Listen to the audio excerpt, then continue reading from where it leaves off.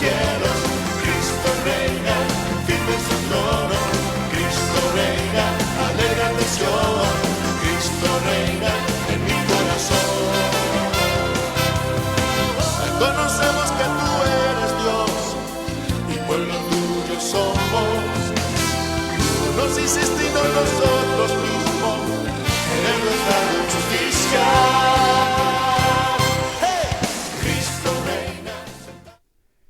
Buenas noches a todos, gracias por conectarse el día de hoy.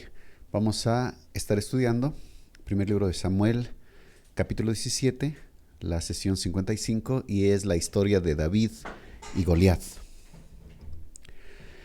En el versículo 1 dice: los filisteos juntaron sus ejércitos para la guerra y se congregaron en Soco, que es de Judá, y acamparon entre Soco y Azeca en Efes Damín.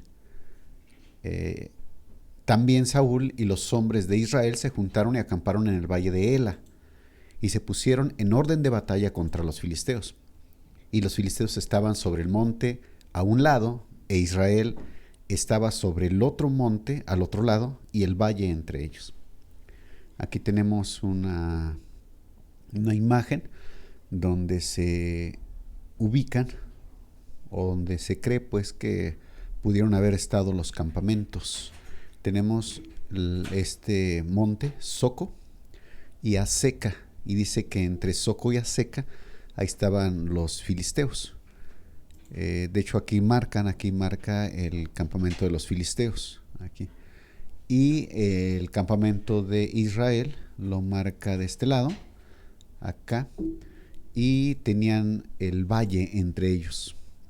Entonces, y bueno, pues no solamente estaban en el monte, sino que también, pues como eran ejércitos grandes, pues de alguna manera llegaban hasta el valle, y cuando se enfrentaban, pues se veían uno al otro. Entonces, pues nada más para darnos una idea, es una vista panorámica de la región donde se piensa que fue el enfrentamiento de los israelitas y los filisteos. Es la guerra que siempre había entre israelitas y filisteos, y pues esta vez iba a pasar algo grande. En el versículo 4 dice: salió entonces del campamento de los filisteos un paladín, el cual se llamaba Goliat, de Gat, y tenía de altura 6 codos y un palmo. Era realmente un gigante, o sea, es una persona bastante alta. Un codo 45 centímetros, un palmo 22.1 centímetros, y entonces 6 codos y un palmo pues equivaldrían a 2.92 metros. Entonces era una persona bastante grande, alrededor de 3 metros. Dice en el versículo 5: y traía un casco de bronce en su cabeza, y llevaba una cota de malla, una especie de playera pero metálica. Y dice, y el peso de la cota, 5,000 ciclos de bronce. Si un ciclo equivale a 11 gramos, esto es en promedio, el ciclo variaba dependiendo de la época, iba desde 10, 11, 14 gramos, 15, etcétera. Pero bueno, más o menos para tener una idea, le ponemos 11 gramos, de manera que 5,000 ciclos era alrededor de 55 kilogramos. Pues era un bulto de cemento, que pesa 50 kilos. Entonces imagínense ahí esta malla que tenía el gigante. Bueno, para él pues era cualquier cosa, pero para un hombre normal era algo bastante pesado. Y dice, y sobre sus piernas traía grebas de bronce, esta especie de botas, pero metálicas, de bronce, para cubrirse bien sus piernas, sus tobillos, y jabalina de bronce entre sus hombros. Entonces algunos se la acomodaban literal así, entre los hombros, la cargaban para que el peso estuviera equilibrado y no la llevaran aquí en la mano. Dice, el asta de su lanza era como un rodillo de telar. Para darnos una idea aquí, pongo una imagen de un telar y un rodillo, pues es bastante grueso, como un rodillo de telar, y tenía el hierro de su lanza 600 ciclos de hierro. 600 ciclos de hierro, nada más la punta de su lanza, y eso equivaldría a 6.6 kilogramos, cerca de 7 kilogramos. Y aparte el asta de la lanza, entonces pues era la verdad algo descomunal, de manera que era natural que cuando saliera este paladín, todo el ejército de Israel se pusiera a temblar. Nadie quisiera entrar. Aún Saúl, que era el más alto, pues mediría alrededor de unos 2 metros, 2.10, ya exagerándole un poco, 2.10, 2.20, ya exagerándole 2.20. Bueno, pues este hombre, 3 metros. Y además se entiende que no solamente era la altura, sino que realmente era un corpulento. Entonces nadie, ningún israelita quería entrarle, y bueno, ninguno estaba capacitado realmente. Lo veían y se llenaban de miedo. Estas eran las características que nos da. Y no solamente su altura, su corpulencia, sino que aparte bien equipado. Casco. O sea, casco en la cabeza, su cota de malla, sus grebas, su lanza bastante grande. Entonces tenía las ventajas sobre cualquier israelita. Digo, y incluso sobre Saúl, que era el rey, el más alto. Bueno, pues aún así tenía todas las ventajas. Por eso era natural que nadie quisiera hacerle frente. Dice en el versículo 8, y se paró y dio voces a los escuadrones de Israel, diciéndoles: ¿para qué os habéis puesto en orden de batalla? ¿No soy yo el filisteo y vosotros los siervos de Saúl? Escoged entre vosotros un hombre que venga contra mí. Entonces, ahí estaba retándolos. ¿Para qué se ponen en orden de batalla? O sea, mejor ya ríndanse, entréguense, porque no les va a servir nada que se pongan a ustedes a pelear contra nosotros. Escojan un hombre, dice, entre vosotros que venga contra mí. Si él pudiere pelear conmigo y me venciere, nosotros seremos vuestros siervos. Y si yo pudiere más que él y lo venciere, vosotros seréis nuestros siervos y nos serviréis.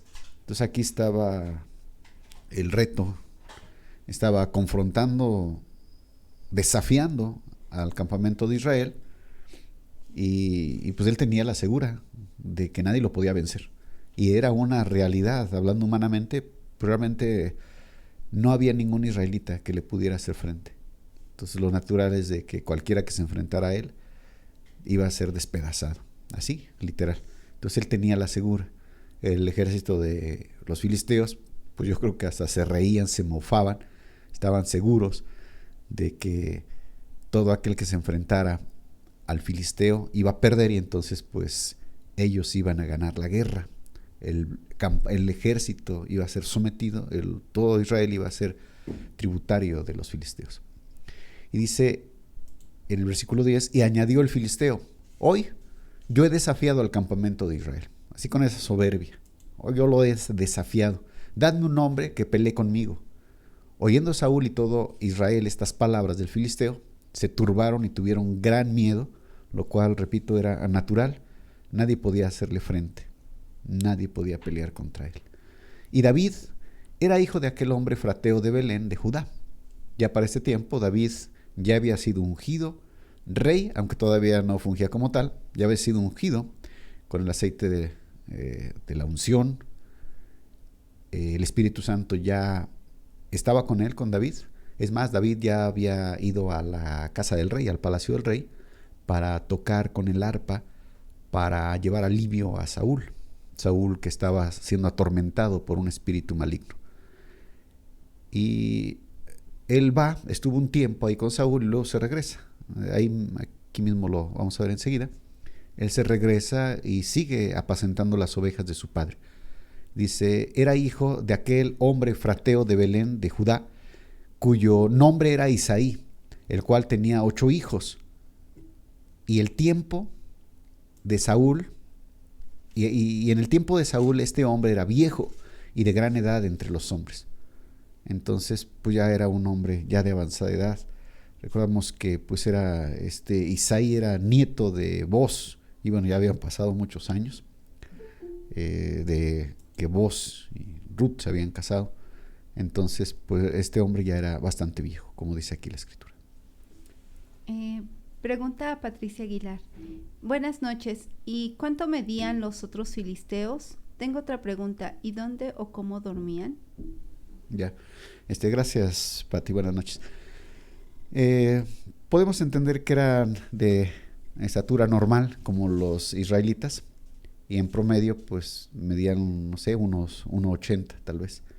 Entonces eran normales. Y bueno, acampaban. Ellos tenían sus tiendas tal cual. Así con las tiendas en ese tiempo, las construían con pieles de ovejas, con lonas, bueno, o mantas, pero regularmente eran con pieles de ovejas, de chivo. Y también usaban saleas para dormir. Y de hecho, por cierto, las saleas de los borregos son muy calientitas. Entonces, así dormían en sus tiendas. Dice en el versículo 12, ya lo leí, perdón, en el 13, y los 3 hijos mayores de Isaí habían ido para seguir a Saúl a la guerra. Y los nombres de sus 3 hijos que habían ido a la guerra eran Eliab, el primogénito, el segundo Abinadab y el tercero Sama. Entonces los 3 hijos mayores, que se supone que ya eran gente adulta, casados, de hecho seguro ya tenían hijos, tal vez hasta nietos tenían. La gente de ese tiempo vivía mucho tiempo.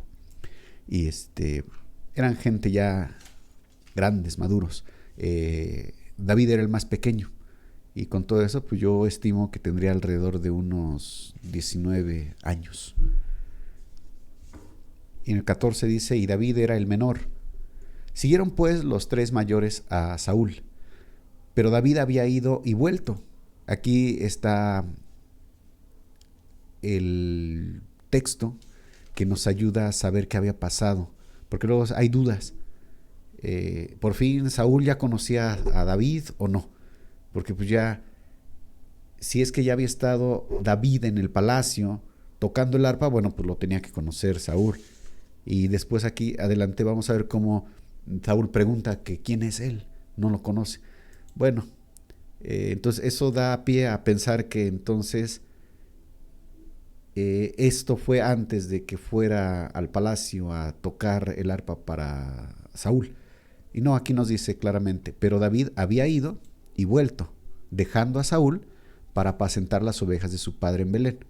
Entonces aquí sí la historia es así, como la leemos. David había ido al palacio, había sido llamado al palacio para tocar ante Saúl y que el espíritu malo se apartara. Y pues yo creo que pues tuvo ahí un buen tiempo, de manera que Saúl se sintió ya bien, el espíritu maligno ya no lo atormentaba regularmente, o al menos ya era más esporádico, y Saúl entonces pues lo despidió. David regresó a la casa de su padre. Entonces ya lo que estamos leyendo ya fue después. Ya David seguía apacentando las ovejas de su padre Isaí, con todo y ya ungido rey. Pero vemos acá en David, la verdad vemos un corazón bastante sencillo, un corazón con mucha fe en Dios, ¿sí? Con mucha fe en Dios, pero un corazón muy sencillo.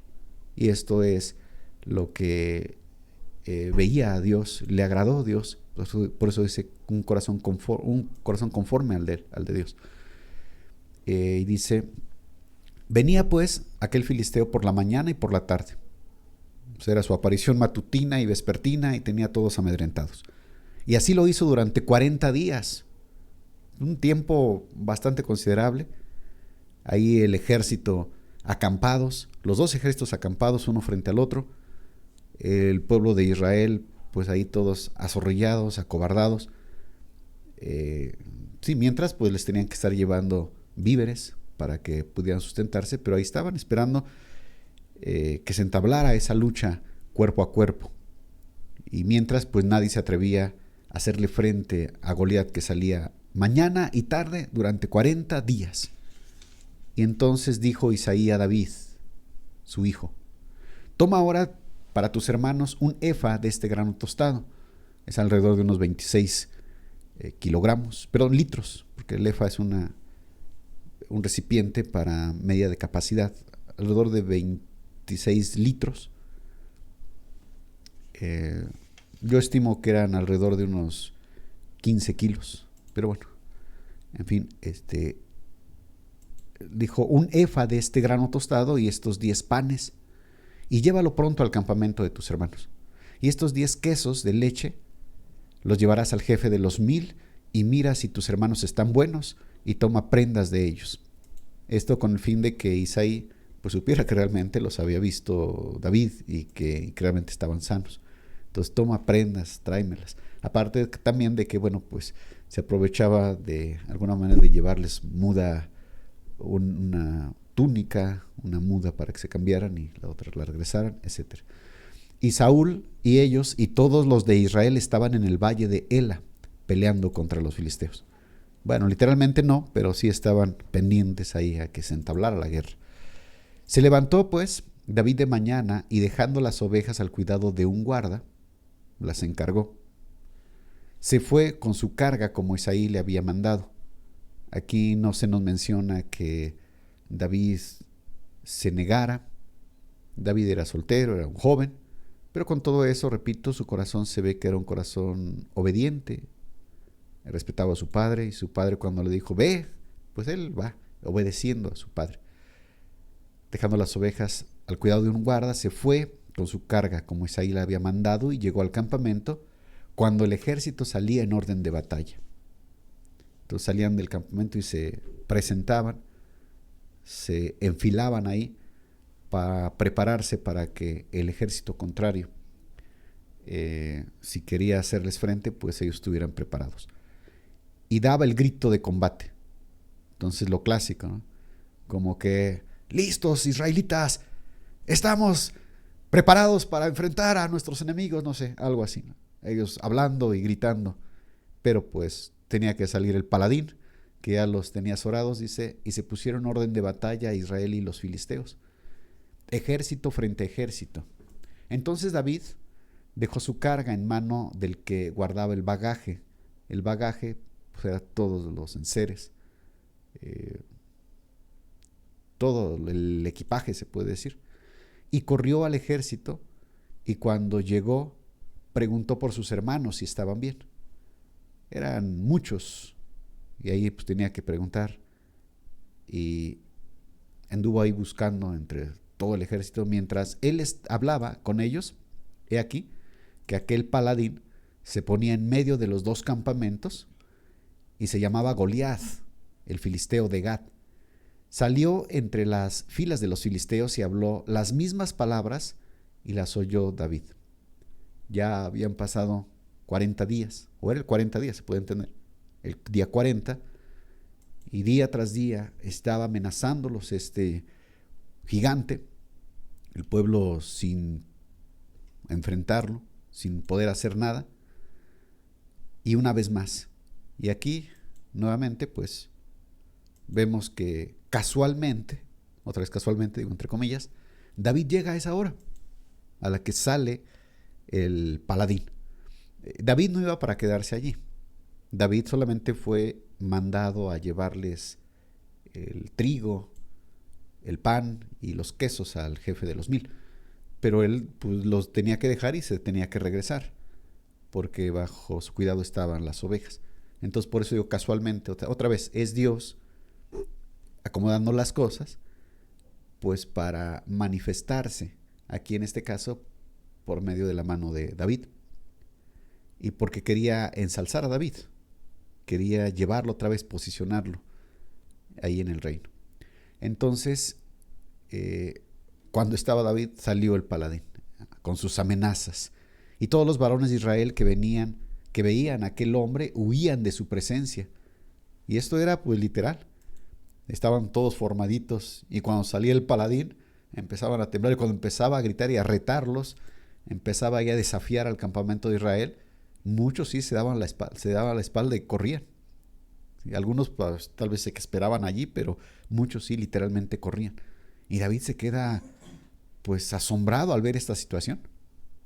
Sí, a la vez también un tanto indignado, porque ve que realmente el ejército de Israel no podía hacerles frente. Y dice, y cada uno de los israelitas decía, ¿no habéis visto aquel hombre que ha salido? Él se adelanta para provocar a Israel.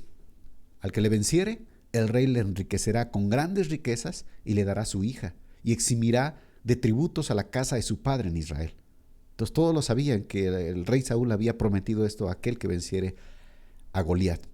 Pero obviamente pues nadie se atrevía porque sabía que tenía la muerte segura, pues. O sea, ¿de qué serviría todos estos dones si es que lo iban a matar? O sea, pues, entonces ninguno se atrevía, obviamente. Entonces habló David a los que estaban junto a él diciendo, ¿qué harán al hombre que venciere a este filisteo y quitare el oprobio de Israel? O sea, la vergüenza de Israel, que no puede hacerle frente a sus enemigos. Porque, ¿quién es este filisteo incircunciso que ha provocado, para que provoque a los escuadrones del Dios viviente? Entonces vemos aquí en esta expresión de David que él, aparte o lejos pues de tenerle miedo, él se llena de celo. Pero sí, aquí David sí estaba ungido por el Espíritu Santo. Entonces esto viene de Dios. Sí, David pues era un chico valiente, era un chico que había peleado, como después lo declara, con fieras, pero también aquí obviamente es el Espíritu Santo que lo está levantando, lo está llenando de este celo. ¿Sí? No tiene miedo, sino al contrario, él ve que el ejército de Israel está siendo avergonzado y eso le llena de celo, porque otra vez es el Espíritu Santo que lo mueve. Y eso es algo que tenemos que entender, que por arriba de su gloria, de David, era que él le preocupaba la gloria de Israel. Y decía, ¿cómo es posible que este hombre venga y deje en vergüenza al pueblo de Israel? No, pues ¿quién es este filisteo incircunciso para que provoque a los escuadrones del Dios viviente? No, es que no son los escuadrones de Saúl, son los escuadrones del Dios viviente, o sea, porque el pueblo de Israel es el pueblo de Dios. Entonces, eso es lo que David estaba viendo aquí. Y aquí sí, esto es un ejemplo muy grande que nosotros los cristianos debemos tener. Sí, hay veces que vemos situaciones difíciles en la congregación, o en nuestra casa, o en nuestra vida privada. Hay situaciones difíciles y como que el enemigo, por decirlo así, nos está azorando, nos está amenazando y como que dan ganas mejor de esconderse. No, tenemos que decir, ¿por qué? ¿Por qué? Si yo he invocado el nombre de Dios, ¿por qué el enemigo me tiene que estar poniendo en vergüenza? O a mi familia, o a la congregación a la que yo asisto. Pues es la congregación de Dios. No es el partido político de fulano, no. Es la iglesia de Dios, del Dios vivo. Entonces es lo que nos tiene que llenar de celo. Y entonces tenemos que hacerle frente al enemigo. Es lo que David aquí estaba haciendo. Y en el versículo 27 dice, y el pueblo le respondió las mismas palabras, diciendo, bueno, porque había preguntado, a ver, ¿qué se hará aquel que le haga? Pues no tanto que David estuviera interesado en los dones y las riquezas. Preguntó obviamente, pero realmente él le preocupaba que el ejército, que el pueblo de Israel estuviera en oprobio, lo estuviera poniendo en oprobio este filisteo incircunciso, como lo declara David.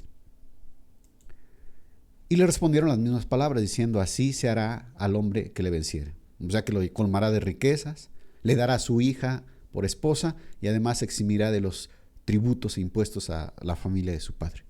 Y oyéndole hablar Eliab, su hermano mayor, con aquellos hombres, se encendió en ira contra David.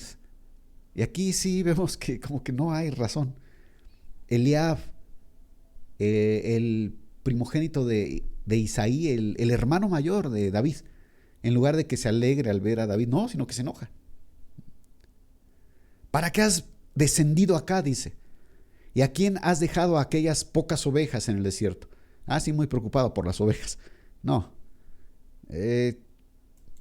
Aquí no entendemos pues por qué este Eliab se enoja contra David. No pensaba igual que David. Por eso es de que a pesar de que era un hombre grande, de alta estatura, como lo vería Samuel, pues él no fue elegido rey. Dios lo desechó. Dios le dijo a Samuel, no veas lo alto, lo grande de su estatura. Él escogió a David porque él sí tenía un corazón como el de Dios. no es justo que este incircunciso esté avergonzando a Israel. Así hubiera pensado Eliab, pero no. Él no, pues me va a matar. Pues no importa, pues no importa aunque dejen vergüenza al pueblo de Dios, no importa, pero yo voy a salvar mi pellejo. David no pensaba así. Él decía, no es justo que el pueblo de Dios sea avergonzado por un incircunciso y que sea avergonzado el nombre de Dios. Dice Cirilo Sánchez, perdón hermano Fer, ¿a qué distancia se encontrarían los israelitas de los filisteos cuando estaban en orden de batalla? Sí, pues no se nos da el dato, pero yo estimo que serían alrededor de unos 50 metros. Como alrededor de unos 50 metros, es mi estimación. Ajá. De manera que el filisteo salía y ellos veían que se acercaba y estaba próximo, de manera que huían. Entonces sí, yo creo que estaban muy cerca.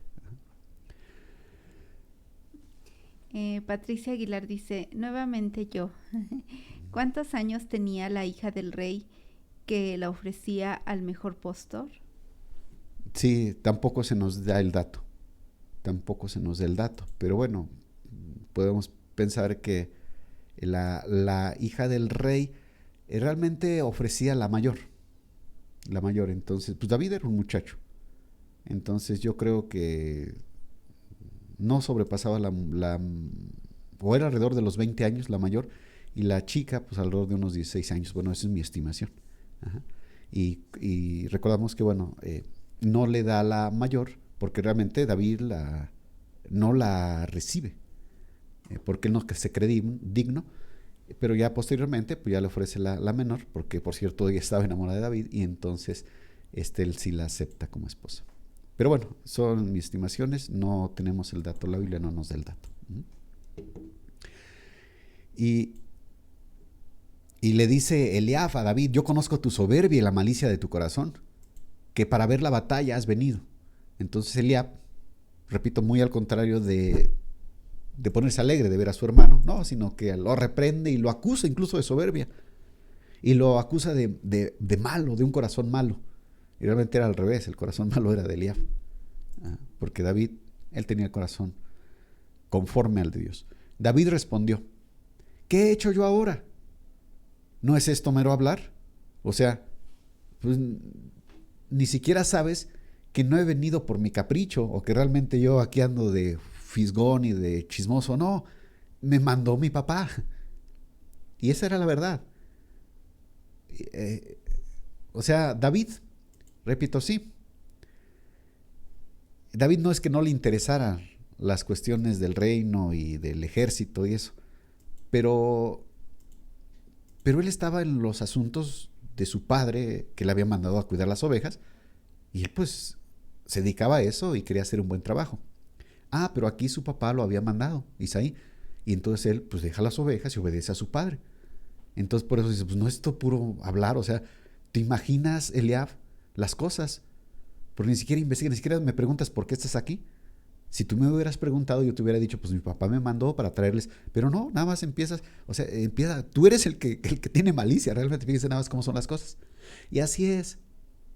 Regularmente, aquellos que son más criticones y fisgones y dicen acá, luego a veces son los que realmente tienen muchas cosas en su corazón y acusan a como ellos son. Por eso dice ahí que a como somos juzgamos. Ajá. Aquí lo vemos en Eliab. Acusaba de soberbia y de malicia a David porque decía que había ido ahí a ver la guerra sin tener necesidad, y no es cierto, sí había sido mandado. Él es el que estaba pensando de más. En fin, dice que apartándose de él hacia otros, preguntó de igual manera, cerciorándose de que si realmente lo que le habían dicho era correcto, y le dio el pueblo la misma respuesta de antes. Fueron oídas las palabras que David había dicho. Bueno, ¿qué palabras? Pues lo que dijo aquí. Dice, ¿qué harán al hombre que venciere a este filisteo y quitare el oprobio de Israel? ¿Quién es este filisteo incircunciso para que provoque a los escuadrones del Dios viviente? Y esas palabras fueron oídas por Saúl. Ajá. fueron oídas, se extendió, pues, como que hay un joven, hay un muchacho que se puso muy celoso y como que él está dispuesto, se ve que está dispuesto a ir a pelear al filisteo. Ajá. Y entonces fueron oídas las palabras de David y las refirieron delante de Saúl. Y él lo hizo venir. A ver, tráiganme a ese muchacho que anda ahí muy valentón.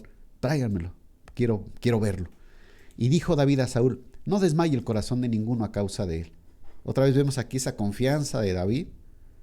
Él no le tenía miedo al gigante, era una cosota tremenda, pero David no se amedrentó. No desmaye el corazón de ninguno a causa de él, tu siervo irá y peleará contra este filisteo. Observen aquí, una confianza plena que tenía David, no porque él confiara en él, pues era un joven inexperto en la guerra, sin embargo, él sabía que Dios estaba de su lado. Y por eso él entonces está dispuesto a enfrentar al gigante incircunciso. Por eso dice, ¿quién es este incircunciso? Ya por eso es lo que le da el valor, inspirado por el Espíritu Santo, es lo que le da el valor, no confiando en sus fuerzas. Y dijo Saúl a David, no podrás tú ir contra aquel filisteo para pelear con él, porque tú eres muchacho y él un hombre de guerra desde su juventud. Era una realidad. Goliat, pues él de seguro había sido entrenado por la escuela de guerreros de su pueblo, además de que tenía una gran estatura, bien armado, bien protegido, con malla, con greva, etc. Y David no, él era un pastor de ovejas. Entonces Saúl pues lo ve y le dice, pues mira, como que debieras darte cuenta de tu realidad. Él es un hombre de guerra desde su juventud. David respondió a Saúl, tu siervo era pastor de las ovejas de su padre. Y cuando venía un león o un oso y tomaba algún cordero de la manada, salía yo tras él y lo hería y lo libraba de su boca. Y si se levantaba contra mí, yo le echaba mano de la quijada y lo hería y lo mataba. Entonces David, pues aquí empieza a sacar su currículo y le dice, mira, pues yo he defendido ovejitas indefensas de la boca del león y de los osos. Y los mataba y los hería. Y bueno, pues hay leones y osos bastante grandes y David, él los mataba. Entonces, pues esto es para que de alguna manera no tengas miedo, Saúl. Sé lo que es luchar con fieras. Fuese león, fuese oso, tu siervo lo mataba. Y este filisteo incircunciso será como uno de ellos, porque ha provocado al ejército del Dios viviente. Nuevamente aquí, el argumento válido no era tanto, bueno, pues yo he peleado contra osos, sino más bien, este filisteo incircunciso ha provocado al ejército del Dios viviente. Y es ahí. Yo estoy del lado de Dios. El Espíritu Santo lo había ungido, lo había levantado, le había dado este celo, y él estaba con la segura.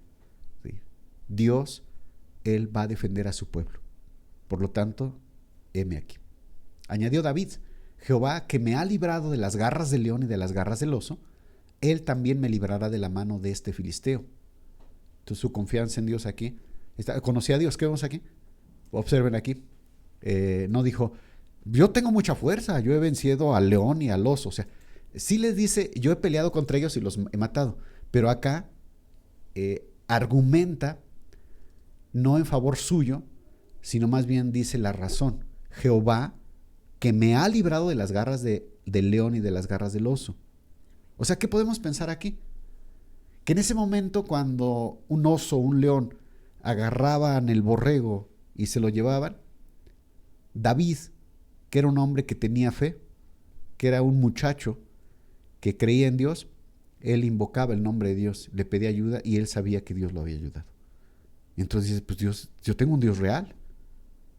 Y así como me ha librado del león y del oso, pues seguro también me va a librar de las garras, de la mano de este filisteo incircunciso.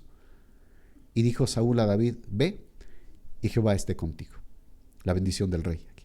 Y Saúl vistió a David con sus ropas y puso sobre su cabeza un casco de bronce y le armó de coraza. Entonces le dio su armadura a Saúl. A ver, ponte mi armadura. Y ciñó David su espada sobre sus vestidos, y probó a andar porque nunca había hecho la prueba. Sí, él no era un hombre de guerra, era un pastor, pero sabía luchar. Y dijo David a Saúl: yo no puedo andar con esto porque nunca lo practiqué. Y David echó de sí aquellas cosas. Ahora, David, repito, era un muchacho, por lo cual su cuerpo pues todavía no se había desarrollado plenamente. Y Saúl era un hombre ya maduro y además muy alto. Entonces, de manera natural, él nadaba en toda la armadura de Saúl. David nadaba en la armadura de Saúl. Entonces, muy al contrario de sentirse cómodo y protegido, no. Se sentía torpe David. Y dice: no, pues esto no me sirve. Esto no me sirve. Y lo echó. Y tomó su cayado en su mano, su vara, y escogió 5 piedras lisas del arroyo, y las puso en el saco pastoril, en el zurrón que traía, y tomó su honda en su mano, y se fue hacia el filisteo. O sea, aquí nos sorprende pues esta valentía, esta seguridad, esta fe que tenía. Así como Dios me ha entregado a los leones y a los osos, así también me va a entregar a este filisteo. En mis manos lo voy a destruir, porque se ha atrevido a desafiar a los ejércitos del Dios vivo. Entonces, aquí su confianza, repito, no estaba en su fuerza de él. No estaba diciendo: yo tengo fuerzas para vencer a Dios. No, Dios me ha ayudado y él también me va a ayudar. Si me ayudó con el león y con el oso, pues me va a ayudar acá también. ¿Por qué? Porque la voluntad de Dios es de que el pueblo de Israel venza. O sea, yo ya me imagino ahí el pensamiento de David diciendo: es que no es la voluntad de Dios que el pueblo de Israel retroceda cuando se enfrenta a sus enemigos. No es la voluntad de Dios. No es la voluntad de Dios que el pueblo de Israel salga perdedor. No es la voluntad de Dios que el ejército de Israel pierda delante de sus enemigos en la guerra. No es la voluntad de Dios que el pueblo de Israel se acobarde y esté azorrillado por este incircunciso. Entonces no, Dios, Él tiene que ayudarnos. ¿Por qué? Porque Él es bueno y Él no miente. Y yo estoy luchando a favor de Dios. Entonces, esto es algo bien, bien importante. Por eso es bueno conocer la palabra de Dios, conocer el carácter de Dios, la voluntad de Dios. Y cuando tenemos clara la voluntad de Dios, no importa aunque te enfrentes al gigante, no importa aunque te enfrentes al mismo diablo, si tú estás haciendo la voluntad de Dios, sigue adelante porque seguro que Dios te dará la victoria. Y tomó su cayado en su mano y escogió 5 piedras lisas del arroyo y las puso en su saco pastoril, así sencillito. ¿Cuál pastor que va cuidando a sus ovejas? Siendo que iba a enfrentar a un hombre de guerra gigante, en el zurrón que tenía, y tomó su honda en su mano y se fue hacia el filisteo. Y el filisteo venía andando y acercándose a David y su escudero delante de él. Por si fuera poco, fíjense, por si fuera poco, un hombre de guerra, instruido para la guerra, gigante, con su jabalina gigante, con su casco, con su cota de malla, con sus grebas, con su espada, y aparte, su escudero. Es un hombre, voy a decir que normal, pero delante de él. O sea, la verdad, era invencible, vamos, humanamente hablando, era invencible este hombre.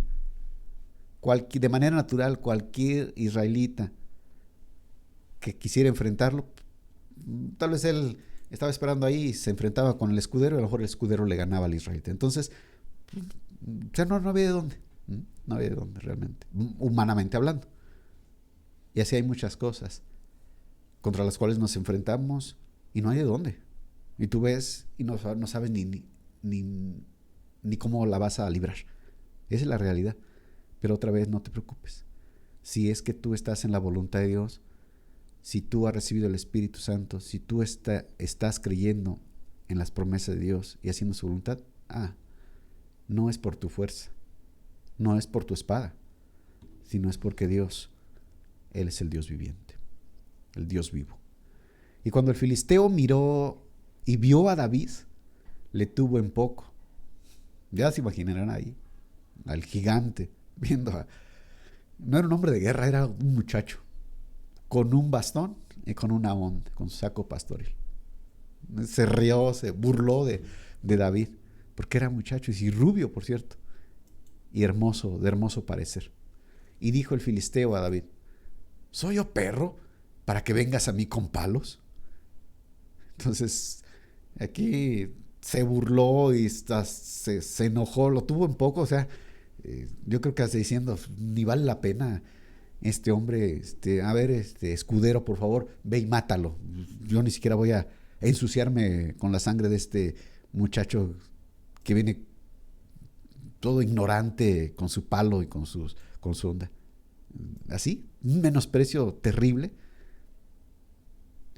Y maldijo a David por sus dioses, o sea, por los dioses de los filisteos. Y por Dagón, ya me imagino, maldiciendo a David por el nombre de Dagón, dios de los filisteos. Y dijo luego el filisteo a David: ven a mí y daré tu carne a las aves del cielo y a las bestias del campo. Así, con esa seguridad, Goliat estaba. Cada uno estaba seguro. Eso sí. La diferencia es de que Goliat, él estaba seguro por su fe en su fuerza, por su fe en su tamaño, por su fe en toda su armadura, por su fe en su escudero, por su fe en él. Y David estaba seguro también, pero no por su fe en sus atributos personales. Él estaba seguro en su fe en que Dios es el Dios viviente y que él estaba luchando por la causa del Dios viviente. Esa era la gran diferencia. Cada uno estaba seguro. Cada uno estaba seguro, como también en la actualidad. En la actualidad, en el mundo en el que vivimos, todos estamos seguros. Todos luchamos, trabajamos, servimos, hacemos, vamos, venimos, y todos lo hacemos por algo, porque tenemos una confianza en algo. Algunos que tienen confianza en que están trabajando para su familia, otros para su empresa, que están haciendo una buena obra porque están ayudando tal vez a su sociedad, están haciendo buenas cosas, etc. Y los cristianos tenemos que estar seguros también porque sabemos que estamos sirviendo al Dios vivo. Entonces, cada uno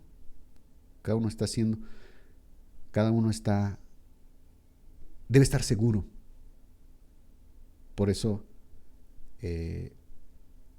nosotros los cristianos, nuestra seguridad depende de Dios, no de nuestras fuerzas. El impío ese depende de sus fuerzas, de su dinero, de lo que puede, de sus contactos que tiene, de su posición que tiene con el gobierno, de su fuerza, etc. Pero los cristianos, no tenemos eso. Tenemos al Dios viviente. Entonces dijo David al filisteo: tú vienes a mí con espada y lanza y jabalina, mas yo vengo a ti en el nombre de Jehová de los ejércitos. Otra vez. Tú confías en tu espada y jabalina. Yo confío en Dios. Yo no vengo por mis fuerzas. Yo vengo a ti en el nombre de Jehová de los ejércitos, el Dios de los escuadrones de Israel, a quien tú has provocado. O sea, tú has desafiado al Dios viviente. Yo vengo a pelear en su nombre. Y por eso tengo la seguridad de que yo te voy a ganar. Ahí también. Así también. Cuando tú te enfrentes otra vez a la situación que sea, si tú estás en los caminos de Dios, si tú estás haciendo la voluntad de Dios, no te espante aunque veas al diablo enfrente. No. Tú dile: tú vienes con tu poder, yo vengo en el nombre del Señor Jesucristo. Y Jehová te entregará hoy en mi mano, y yo te venceré, y te cortaré la cabeza, y daré hoy los cuerpos de los filisteos a las aves del cielo y a las bestias de la tierra. Fíjese qué seguridad, qué fe. Y toda la tierra sabrá que hay Dios en Israel. Pero que todo gira alrededor de Dios. Aquí David no está diciendo: tú vienes a mí con jabalina, pero yo vengo a ti, que yo he peleado con 1000 leones y los he matado, yo tengo fuerzas. No, él dice: yo vengo en el nombre de Jehová de los ejércitos. Y toda la tierra sabrá que hay Dios en Israel. No dice: y toda la tierra sabrá que hay un muchacho valiente. No, toda la tierra sabrá que hay un Dios, que hay Dios en Israel. No el Dios de los filisteos, no, el Dios vivo, el Dios de Israel. Hay también nosotros los cristianos también. Que la tierra sepa, que esta humanidad sepa que el Dios de la Biblia es el Dios vivo. Dice Roberto Carlos: buenas noches. Por su tamaño no estaba como torpe, porque los gigantes de esos tiempos son como torpes, como que les pesan sus extremidades. Sí, lo que pasa que es distinto porque los gigantes actuales es una enfermedad.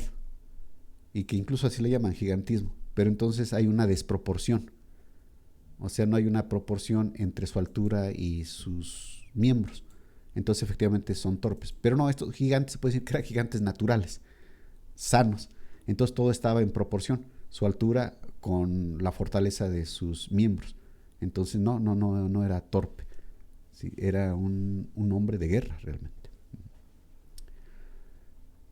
Y Patricia Aguilar dice, ¿y cómo fue que adquirió David esa fe? ¿De Isaí, su padre? Es probable. De hecho, sí. Yo creo que sí. Pero bueno, o sea, por un lado, Isaí, pues venía en esa línea. Boz, Obed, que eran personas de fe. Boz, recordamos el carácter de Boz, una persona justa. Obed, pues, puede expresar lo mismo, y Isaí, sí, entonces efectivamente viene de allí esa fe de su padre, pero ya cada uno decide seguir la fe del padre o apartarse. Isaí tuvo 8 hijos, y vemos al contrario de David, un Eliab, que la verdad nada que ver con David. Entonces ahí es donde pues David tuvo su mérito, sí. Su padre le enseñó, pero él también quiso seguir esa fe en Dios. Entonces, se conjugan las dos cosas. Y dice en el versículo 47, y sabrá toda esta congregación, los ejércitos, tanto el ejército de Israel como el ejército de los filisteos, sabrá toda esta congregación que Jehová nos salva con espada y con lanza, porque de Jehová es la batalla, y Él os entregará en nuestras manos. Entonces, nuevamente con esa seguridad, y aquí David deja claro, conocerán que Dios nos salva con espada y con lanza. O sea, con todo, y que hay veces que tenemos que tomar la espada, pero no es por nuestra espada. Y así se puede aplicar esto en nuestro tiempo, con cualquier talento, con cualquier posesión, riqueza que tengamos, sí, cualquier habilidad que tengamos, tenemos que servir a nuestra sociedad, a nuestro prójimo, a Dios, pero realmente no es eso, sino que en el cristiano se vale en la buena voluntad de Dios y en el poder de Dios. Por eso aquí dice, Jehová nos salva con espada y con lanza, porque de Jehová es la batalla. De Jehová es la batalla, o sea que Él hace ganar o hace perder. Sí. Entonces yo no vengo con espada ni con lanza, pero yo tengo la convicción de que como estoy luchando por la gloria de Dios y de Israel, su pueblo, que Dios me va a dar la victoria, porque de Él es la batalla. Dice Ricardo Cruz, ¿qué medida tenía Goliat? Sí, estimamos, bueno, según los datos que nos dan, de 2.92, 2 metros con 92 centímetros. Entonces, alrededor de 3 metros tenía. Entonces, sí era un gigante total. Entonces, imagínense, yo mido 1.55, lo doble. Digo, los que me conocen. Entonces, era un gigante, era natural que los del ejército de Israel estuvieran amedrentados. Digo, humanamente hablando. Pero David, repito, pues él tenía la inspiración del Espíritu Santo, y es lo que cuenta. Y por eso, y bueno, nosotros como cristianos, pues Dios nos ha dotado del Espíritu Santo.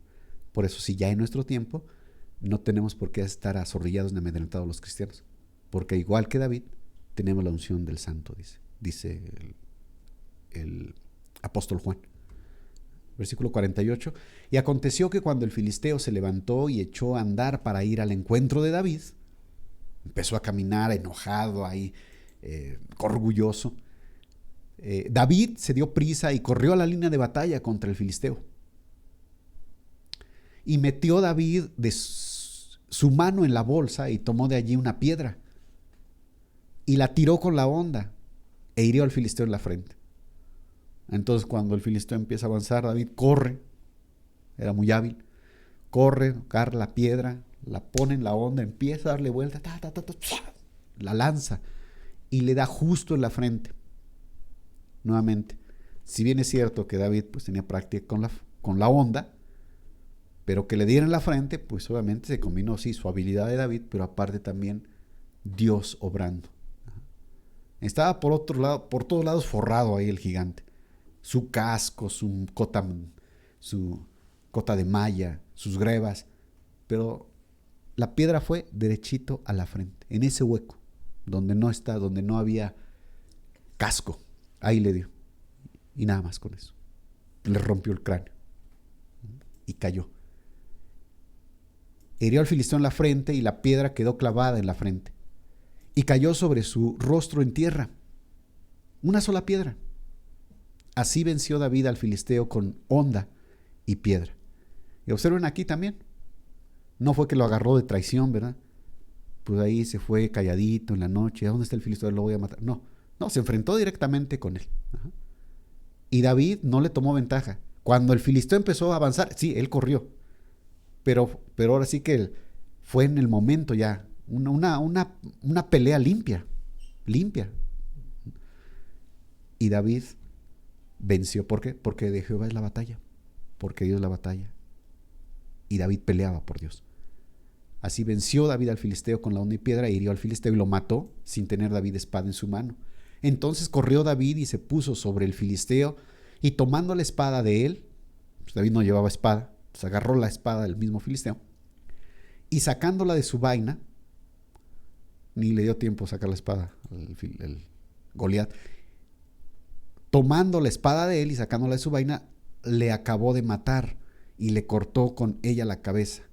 Y cuando los filisteos vieron a su paladín muerto, huyeron.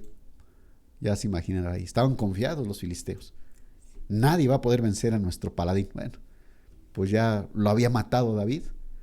Y entonces al verlo muerto, huyen. Y ya entonces en este momento es cuando se llenan de valor los israelitas y empiezan a perseguirlos. Levantándose luego los de Israel y los de Judá gritaron y siguieron a los filisteos. El grito de júbilo, de victoria. Siguieron a los filisteos hasta llegar al valle y hasta las puertas de Ecrón, una ciudad filistea. Y cayeron los heridos de los filisteos por el camino de Saharaim hasta Gad y Ecrón.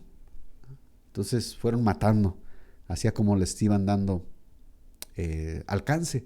Y los filisteos estaban desprevenidos, de manera que huyeron y de seguro hasta dejaron sus armas, porque ellos no pensaban que iba a pasar eso. Los filisteos estaban confiados, seguros de que nadie podía vencer a su paladín. Entonces cuando lo vieron muerto, huyeron nada más y dejaron todo ahí en el campamento. Y volvieron los hijos de Israel de seguir tras los filisteos y saquearon su campamento. El campamento estaba intacto, estaba completo. Y David tomó la cabeza del filisteo y la trajo a Jerusalén, pero las armas de él las puso en su tienda. Entonces agarró la cabeza y la llevó a Jerusalén como su trofeo. Y cuando Saúl vio a David que salía a encontrarse con los filisteos, dijo a Abner, general del ejército, que era su primo hermano: Abner, ¿de quién es ese joven? ¿De quién es hijo ese joven? Y Abner respondió: vive tu alma, oh rey, que no lo sé. Y esto es lo que ya comentaba, que nos deja aquí la confusión de que entonces David no había estado en el palacio, no se conocían. Bueno, sí, ya había estado, porque ya leí lo otro, dice que había estado con Saúl y había vuelto. Pero entonces, ¿por qué aquí Saúl dice, ¿quién es? Ya había estado con él, había estado hasta su armadura y no lo reconocía. Bueno, Saúl estaba mal ya de la cabeza, ya, por decirlo así, de manera tajante. Estaba mal de la cabeza Saúl. Él ya le atormentaba este espíritu y estaba confundido, de manera que realmente no pudo reconocer a David. No lo pudo reconocer. Entonces, incluso aunque estuvo ahí cerquita y le dio la armadura, se la puso, pues no lo reconoció. Y Abner no tenía por qué reconocerlo. Abner, pues si no estaba loco, pero pues él era el capitán del ejército. Entonces, pues aunque David estuvo ahí unos días, no tuvo por qué toparse con Abner. Entonces, por eso Abner dice, pues yo no le conozco. Dice Patricia Aguilar, un comentario: o sea que los israelitas temían solo a un gigante y a los otros filisteos, ¿no? Sí, sí, definitivamente. Bueno, y es que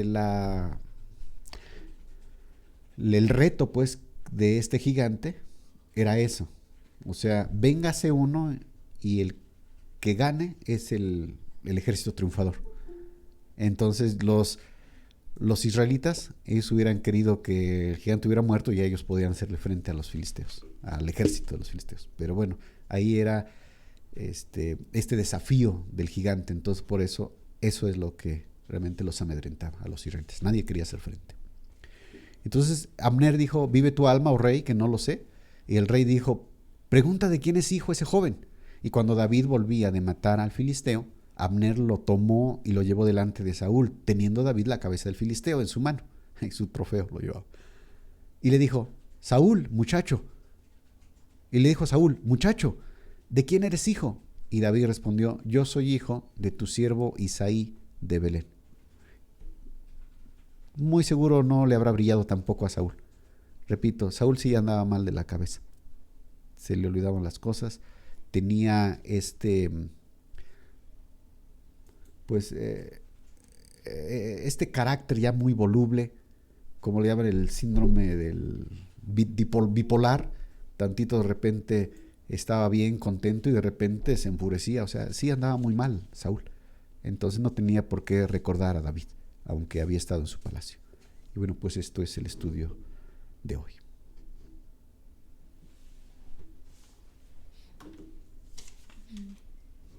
Creo que ya no hay más preguntas. Bueno, se cortó la transmisión en YouTube y Facebook, pero mandamos saludos a los que nos siguieron por YouTube.